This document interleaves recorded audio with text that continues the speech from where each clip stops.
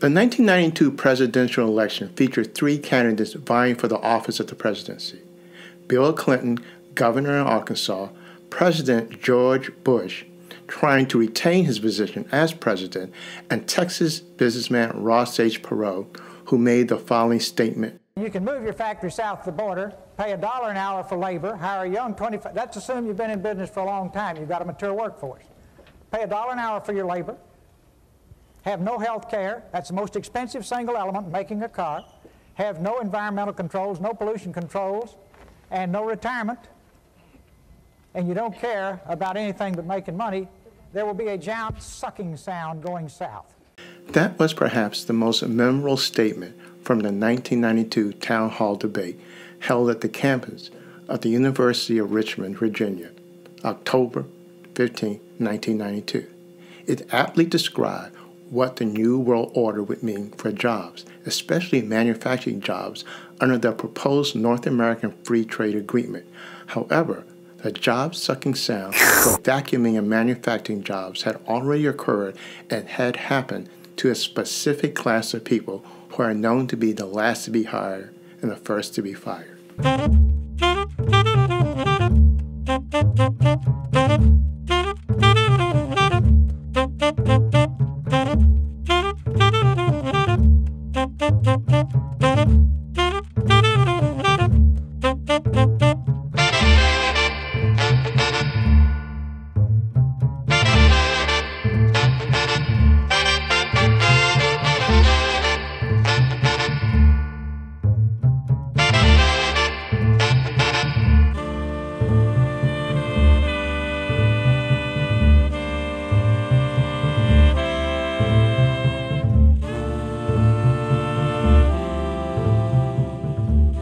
Hello, this is From Black Power to Black Trauma, a podcast series that explores phantom politics in the post-civil rights era. I'm Norman Kelly. In episode 5, we will examine the transformation of the black working class into the underclass, exploring how the economic situation of blacks turns them into a social problem. Without belaboring an obvious historical fact, enslaved Africans were brought to the New World for one reason and one reason only. No, not entertainment. That came later. I'm talking about this reason: labor. King Cotton, the peculiar institution, drapetomia. It's what they call, we were slaves, we belonged to people. They sell us like they sell horses and cows and hogs and all like that, have an auction bench, and they put you up on the bench and bid on you, the same as you're bidding on cattle, you know. Was that in Charlotte that you were a slave? Was that in Charlotte or Charlottesville? That in Charlottesville. Charlottesville, Virginia. Sell the women, sell the men, all that. Fountain Hughes, a graduate of the peculiar institution, recorded in 1949. No group in American society, wrote Piven and Clover, has been as subjected to the extremes of economic exploitation as blacks. Each change in their relationship to the economic system has mainly represented a shift from one form of extreme economic subjugation to another, from slaves to cash tenants and sharecroppers, from cash tenants and sharecroppers to the lowest stratum in an emerging southern rural free labor system, and finally to the status of an urban proletariat characterized by low wages and high unemployment. In effect, the black poor progressed from slave labor to cheap labor to, for many, no labor at all. Those with foresight and knowledge knew it was coming. Since the end of the Second World War, the concentration of entry-level jobs, especially in manufacturing, had been decreasing in central cities and rising in the suburbs. This would greatly impact the black working class and the poor. Adding to the oncoming pressure were blacks penned in by residential segregation in the same central city. From 1910 and 1920, roughly 500,000 blacks left the South and headed north and west in what has been called the Great Migration. It was this wave of black migrants who, spurred by the need for industrial workers, that led to the development of the urban black working class in northern cities. Yet often overlooked was an even greater migration of 1.5 million blacks who had left the South from 1940 to 1950, and another 1.5 million who had decamped the region during the next decade. Crowded tenements, second-rate education, and a lack of jobs made a combustible mixture in the northern cities. And while the southern-based civil rights movement was mostly organized to remove white supremacist conditions from the lives of southern blacks, leaders of the movement also knew and were concerned about the conditions of northern blacks who were corralled in decrepit northern circumstances, also known as ghettos. In the view of Douglas S. Massey and Nancy A. Denter in American Apartheid, Segregation, and the Making of the Underclass, it was the migration of blacks to the north, pulled in by industrialization, but restricted to urban centers, that laid the foundation of residential segregation that prohibited blacks from moving up and out to the suburbs, as did generations of immigrants. More Negroes are unemployed today than in 1954, and the unemployment gap between the races is wider, Bayard Rustin wrote in 1964. The median income of Negroes has dropped from 57% to 54% of that of whites. A higher percentage of Negro workers is now concentrated in jobs vulnerable to automation than was the case 10 years ago. The lack of employment in black urban centers has been a source of concern for years and was at the heart of the 1963 March on Washington, as well as basic civil rights. But as Kenneth B. Clark, the psychologist and author of Dark Ghetto, remarked, the masses of Negroes are starkly aware of the fact that recent civil rights victories benefited a very small percentage of middle-class Negroes, while their predicament remained the same or worsened. In Workers on Arrival, Black Labor in the Making of America, Joe William Trotter Jr. noted that the black urban industrial working class nearly disappeared by the early 1990s, and between 1997 and 1987, the manufacturing sector declined by 64% in Philadelphia, 60% in Chicago, 58% in New York, and 51% in Detroit. From 1945 and onward, the black working class would be buffeted by automation, suburbanization of jobs, deindustrialization, and globalization. And, as attested by Rustin and his prescient article From Protest to Politics, we are in the midst of a technological revolution which is altering the fundamental structure of the labor force, destroying unskilled and semi-skilled jobs, jobs in which Negroes are disproportionately concentrated. As King himself performed a mostly white audience at Grosse Pointe in 1968, weeks before his assassination, we find in the other America unemployment constantly rising to astronomical proportions, and black people generally find themselves living in a literal depression. All too often, when there is mass unemployment in the black community, it's referred to as a social problem. And when there is mass unemployment in the white community, it's referred to as a depression. But there is no basic difference. The fact is that the Negro faces a literal depression all over the U.S. Black workers would decline from a peak of roughly 25% of the national workforce in the 1980s to just over 10% as the 21st century began. Deindustrialization would mostly hit blacks first in the 1950s and the 1960s, but the process rolled through the rest of manufacturing America, hitting the white working class by the 1970s and 1980s, as described by Barry Bluestone and Harrison Bennett in The Deindustrialization of America, Plant Closing, Community Abandonment, and the Dismantling of Basic Industry. However, the two authors noted how plant closings especially affected blacks. They are increasingly concentrated within central cities and in the regions of the country where plant closings and economic dislocations have been most pronounced. While blacks constituted 16% of all central city residents in the 1960s, before the recent spat of northern-based shutdowns, They accounted for 22% of the urban population in 1975. Similarly, blacks and other people of color did not share in the suburban housing and business boom of this period. In other words, the old maxim of the last to be hired and the first to be fired had a basis in social reality. In the origins of the urban crisis, race and inequality in Detroit, Thomas J. Segru noted how the 1940s had been a rare window for blue-collar workers in Detroit, especially for African Americans. During World War II, the number of entry-level jobs in manufacturing grew so fast in Detroit that discriminatory barriers had lost some of their salience. Even as large segments of the Detroit labor market remained largely closed to black workers, they still found operative jobs in the automotive industry and in other related industries during the wartime and post-war boom. The decline of manufacturing in Detroit in the 1950s, however, hit black workers with real force.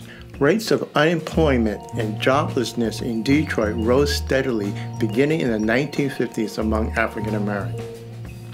While deindustrialization hit blacks first in manufacturing America, the oncoming wave of economic structural change were also occurring in other sectors like mining and were being felt in the U.S. and the U.K. British-based Fiona Hill, a former Russian specialist on the National Security Council of the United States government, noted, quote, that the fate of my home area in the United Kingdom was that of every other major mining community in the Appalachian region, stretching from Mississippi, Alabama, and Georgia in the south up to West Virginia, Ohio, and then Pennsylvania in the north. Listen to what else she said. Because what was happening in that period of the 1980s was the massive closure of the main manufacturing sectors in the United Kingdom against the backdrop of reforms under the government of Margaret Thatcher. So in the period from about 1981 to 1984, all of the major manufacturing plants and factories and enterprises in the north of England just seemed to close down at once. In my region, the coal mines had already been closing in a kind of a long period of closures from the 1960s onwards. While Hill was in the Soviet Union, she saw something similar. And it was the same kind of thing that I saw then repeated over time in the Soviet Union, where I then went off to study, and eventually in the United States. Deindustrialization was a worldwide phenomenon in manufacturing as those industries changed. But where did it happen first in the United States? Well, we know who it hit. But what we've seen in the United States, and especially since the 2008-2009 recession, is the worsening of socioeconomic circumstances and the growing divide between the haves and the have-nots in the US and perhaps the people used to have it before. We've seen an awful lot of polarization based on growing inequality. Fiona Hill, a daughter of deindustrialization. This is the root of what King saw as the disparity of how what happens to blacks was often defined as a social problem, meaning some inherent defect intrinsic to blacks, but an economic structural problem, a depression, when it affected whites. It was bad enough that automation and the decline of manufacturing made it difficult for black workers to find jobs in major urban centers from the 1950s and onward. But the moving of manufacturing plants to the suburbs were places generally inhospitable to blacks. Following the migration of jobs to the South was not an appealing option. After all, blacks had left there to get away from the most vicious forms of white supremacy in that region. The 1950s, the post-war era of the adventures of Ozzie and Harriet and Happy Days were often seen as the golden period of a booming post-war era, and also mocked for its naivete. It was for millions of whites. However, it was also the era that began the slow destruction of the black working class that sought to get a foothold in the era of prosperity, but had it yanked from them with the changes in the economy. After securing the basic civil rights of blacks via the Public Accommodation and Voting Acts of 1964 and 1965, respectively, the new phase of the black freedom struggle was economics. This was the impetus of going from protest to politics. for Randolph, Rustin, and King, and others. The modern civil rights leaders knew of the conditions facing northern blacks in urban ghettos. In doing so, allies would be needed. Allies were not needed solely because they were white, but because automation and deindustrialization was coming for the white sector of the working class as well. And a united front and programs that would have been the best way to deal with the forthcoming ravages that deindustrialization would bring. Labor leader A. Philip Randolph sought to alleviate the social problem of urban blacks with a freedom budget, which never saw the light of day, as explored in Episode 2, The Lost Agenda. The Johnson administration Great Society program and the War on Poverty contained in the Economic Opportunity Act of 1964 were the largest federal economic programs. While the government programs contained job training, there was no component job creating programs, unlike that of the New Deal, which actually put people to work. But even then, any funds earmarked for poverty programs were lessened due to the war in Vietnam. By 1968, all the programs were mere shells of the robust 1964 promises, as the administration budget, resources, energy, and all their political capital were pulled towards Southeast Asia. In total, a series of related and unrelated events stalled the economic agenda of the civil rights movement: the rise of black power, the shifting of the war on poverty to a war on crime, to a war on drugs aimed at blacks, a series of urban revolts which prompted the war on crime, white backlash, the Johnson administration focused on the war in Vietnam, and most importantly, the assassination of Martin Luther King. From the mid-1960s to the mid-1980s, the black working class was being decimated, being transformed into an underclass due to the radical changes in the economic structure of American capitalism. The leading civil rights activists who were concerned about this destruction, King, Randolph, Rustin, and others, were ignored, called Uncle Toms, or had been assassinated. The hot ticket from the late 60s to the early 70s was Black Power nationalism. Black Power, the calling for a black nation, and the hoisting of the black community banner, which some of the black middle class used to match its class interests, were the ideological coins of the realm. Yet, the one stratum that could have made an issue of what was happening to the people made no mention of what was happening to working class black people, meaning the reality that they were losing jobs, were the Black Power militants. However, the plight of blacks as workers wasn't an issue. In 1972, Amiri Baraka and others gathered at the National Black Political Convention in Gary, Indiana, and issued the National Black Political Agenda, which was proposed to be a blueprint for black empowerment in the era of self-determination. Yet, in the 7 areas that listed as critical for the future of Black America: political development, economic empowerment, human development, rural development, foreign policy, environmental protection, and communication, blacks as workers were never mentioned and what their needs were. The Gary Declaration, Black Politics at the Crossroad, a preamble, vaguely mentioned that, quote, our cities are crime-haunted dying grounds, and that, quote, huge sectors of our youth and countless others face permanent unemployment, but nothing mentioned the scope of the destruction via automation that King, Randolph, and Rustin had discussed earlier. Neither unions nor that blacks had been in them and were losing entry-level union jobs were mentioned, only collective bargaining for District of Columbia employees. In other words, the very people most likely to have experienced so-called black trauma, the increasingly displaced black working class, were not even mentioned. Blacks as a nation, or the black community, became the catch-all phrase that conveniently smushed out the reality that a specific class of blacks, workers, were being left out of the picture. The rising class of black elected officials and aspiring class of lower middle class and middle class blacks activists would use the rhetoric of blackness as their counterparts in the third world use the ideology of national consciousness as stepping stones to their own narrow agenda. a deceit that France would not outline in The Wretched of the Earth. They would, as James Brown once sang, be talking loud, but saying nothing. Where did these workers go? Where did they go? Victor Hugo, writing in Les Miserables, offered a hint. Each took a different path, perhaps sinking little by little into the chilling haze that swallows up solitary destinies, that sullen gloom where so many ill-fated souls are lost in the somber advance of the human race. These people disappear into the underclass. What did these people do? What happens when work disappears? Metaphorically, the four horsemen of the urban apocalypse appear. Crime, drugs, violence, mass incarceration. As William Julius Wilson wrote, when work disappears, neighborhoods plagued by high levels of joblessness are more likely to experience low levels of social organization. The two go hand in hand.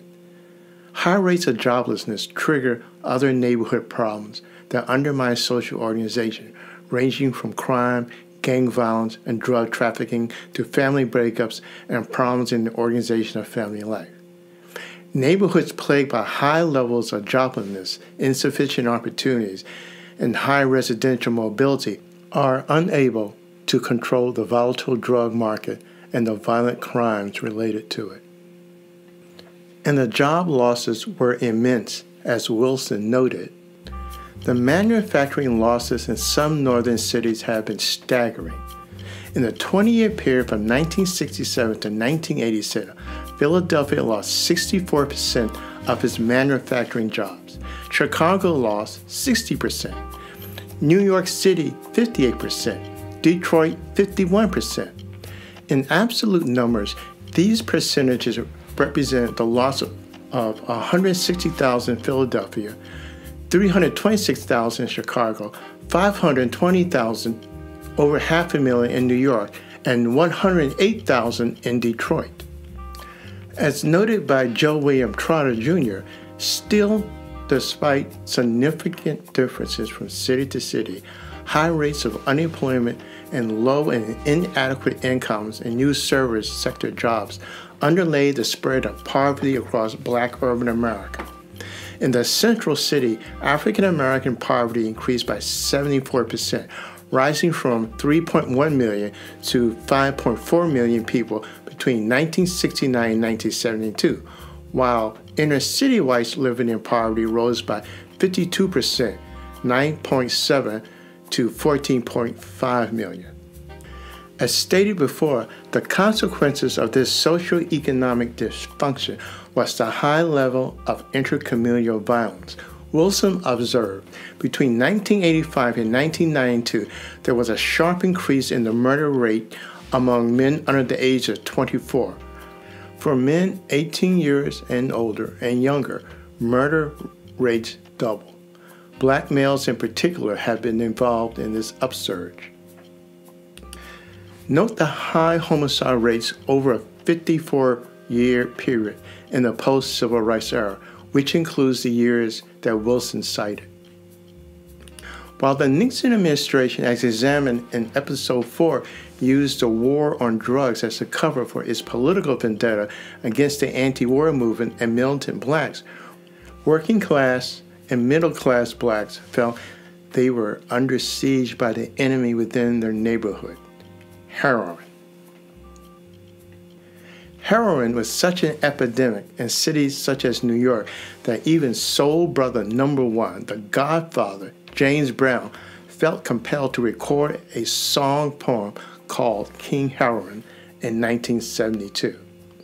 In 1973, New York Governor Nelson Rockefeller signed into law one of the most draconian drug laws in the country. As argued by Michael Javin Fortner in The Black Silent Majority, shifting focus from structural problems to individual behavior, after tilting the discursive terrain in the direction of racial equality during the struggle of the civil rights movement, working class and middle class African Americans tilted it in favor of punitive crime policies and against economic justice for the urban black poor. As a result, the black silent majority created an important opportunity for the ambitious governor to achieve his own goals and lay the groundwork for mass incarceration. Earlier it was asked, where do these people who have no work go? What happens to a redundant population? Each took a different path, perhaps sinking little by little into the chilling haze that swallows up solitary destinies, that sullen gloom where so many ill-fated souls are lost in the somber advance of the human race, or into the maw of the prison industrial complex. This has been From Black Power to Black Trauma. I'm Norman Kelly. Thank you for listening. Audio recording of Fountain Hughes, courtesy of the United States Library of Congress. Audio recording of Fiona Hill, courtesy of Dollars and Cents, a Brookings Institution podcast. An editorial correction. I misspoke when I said that Fiona Hill was British-based. I meant she was British-born. She became a naturalized U.S. citizen. She's also a good example of why the United States should encourage immigration. She, like former Lieutenant Colonel Alexander Vindman, are naturalized U.S. citizens who believe in American values more so than some native-born Americans. Until next time.